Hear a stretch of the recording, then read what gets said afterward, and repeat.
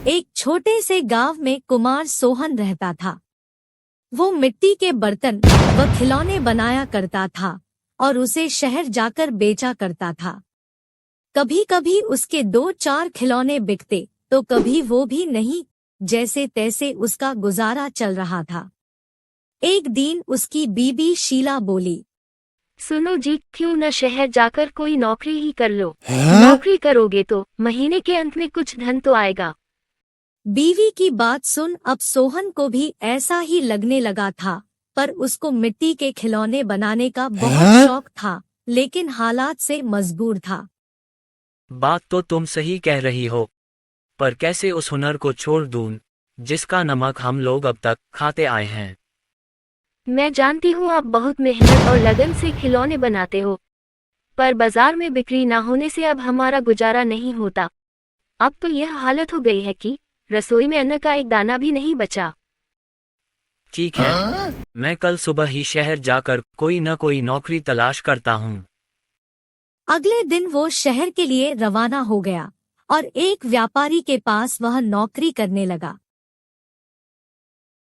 सोहन वहां नौकरी करता तो जरूर था, पर उसका मन अभी भी अपने चाक और मिट्टी के खिलौनों में ही रहता था। समय बीतता गया।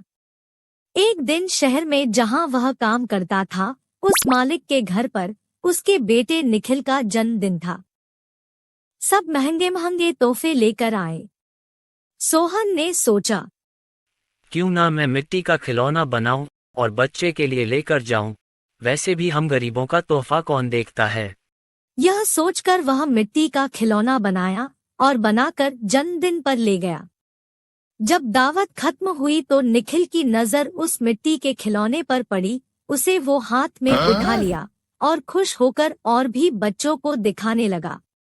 खिलौना सभी बच्चों को बहुत पसंद आया और जिद करने लगे कि उनको भी वैसा ही खिलौना चाहिए।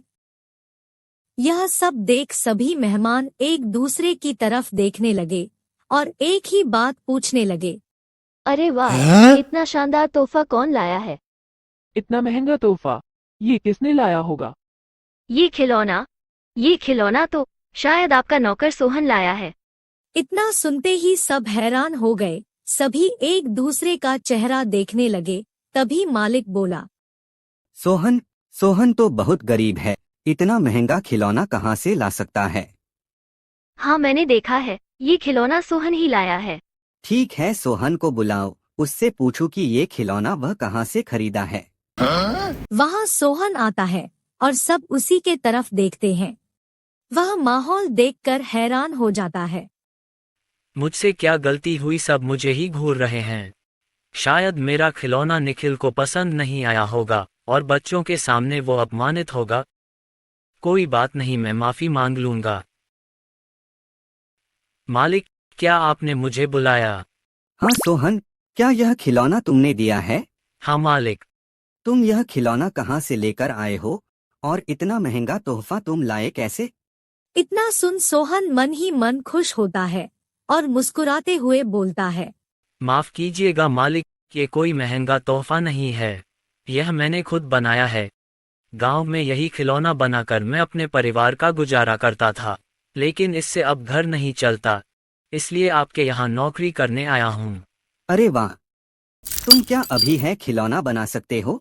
और सभी बच्चे को तुम्हारा खिलौना बहुत पसंद आया है, इन्हें भी ऐसा ही खिलौना चाहिए। सोहन खुश होकर बोला, हाँ मालिक, बिल्कुल बना सकता हूँ। जब कल मैं आऊँगा तो खिलौना बनाकर लेते आऊँगा। अगले दिन सोहन ने शानदार रंग बिरंगे खिलौने बना कर दिए। यह देख मालिक ने सोचा, क्यों ना मैं खिलौने का भी व्यापार करूं। वह अपने बीवी से बोला, सुनीता, सोहन खिलौना बहुत अच्छा बनाता है, उसे खिलौना बनवाकर शहर में उसका भी व्यापार कर लें। उसे सोहन को उसके मनपसंद का काम भी मिल जाएगा और उससे अच्छी तनख्वाह भी मिल जाएगी, साथ ही साथ एक मोटी रकम हम भी कमा लेंगे। ये तो अच्छा विचार है जी। यह सोच मालिक ने सोहन को खिलौना बनाने के काम पर लगा दिया और बदले में हर महीने अच्छी खासी तनख्वाह देने लगा और रहने को घर भी दिया। यह सब पाकर सोहन और उसका परिवार बहुत खुश हो गया और सोहन को उसके मनपसंद का काम भी मिल गया।